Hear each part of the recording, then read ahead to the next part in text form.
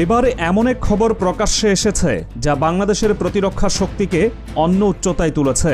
আর ভারতের মোদির মাথায় আগুন লেগেছে। প্রায় ২৭,০০০ কোটি টাকা ব্যয়ে চীনের কাছ থেকে ২০টি সর্বাধুনিক প্রযুক্তির মাল্টিরোল যুদ্ধবিমান কেনার চূড়ান্ত পর্যায়ে রয়েছে বাংলাদেশ। আর এই যুদ্ধ বিমানগুলো সাধারণ কোনো বিমান নয়, এগুলো হলো চীনের অন্যতম সেরা ফাইটার জেট J-10CE। এই একটি মাত্র সিদ্ধান্তই যেন পার্শ্ববর্তী দেশ ভারতের প্রতিরক্ষা মহলে তীব্র আলোড়ন সৃষ্টি করেছে।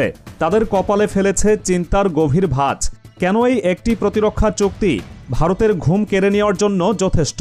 আর কিভাবেই বা এই ২০টি যুদ্ধ বিমান বাংলাদেশকে এই অঞ্চলের অন্যতম শক্তিশালী বিমান বাহিনীর অধিকারী করে তুলবে?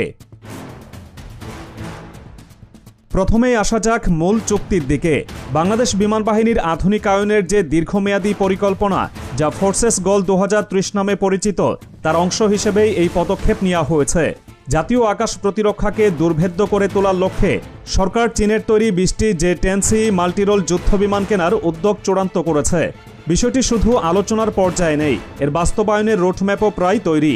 গণমাধ্যমের হাতে আসা আনুষ্ঠানিক নথি বলছে, এই বিশাল অঙ্কের চুক্তিটি সরাসরি সরকার টু সরকার বা G2G পদ্ধতিতে সম্পন্ন হতে পারে। এর জন্য মোট ব্যয় ধরা হয়েছে ২২০ কোটি মার্কিন ডলার, যা বাংলাদেশি মুদ্রায় প্রায় ২৭,০৬০ কোটি টাকা।